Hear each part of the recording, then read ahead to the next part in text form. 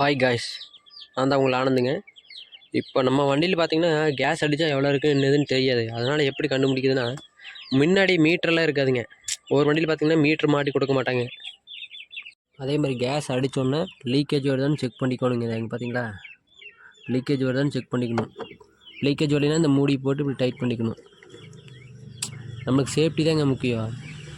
Case leakage ஆகக்கூடாது. பார்த்தீங்கன்னா இந்த மூடி போட்டு கரெக்டாக இப்படி டைட் வச்சுக்கணும். கேஸ் அடித்தோன்னே இல்லைன்னா இதில் லீக்கேஜ் வரும். லீக்கேஜ் வருதான்னு பார்த்துக்கணும் அடிக்கிறக்கா. பார்த்தீங்கன்னா தெரியுதுங்களா கேஸ் எவ்வளோ இருக்குதுன்னு.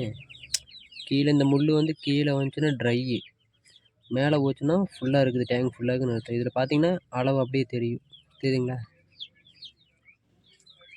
பார்த்தீங்களா இப்போ வந்து சென்டரில் இருக்குது, கேஸ் பாதி இருக்குது.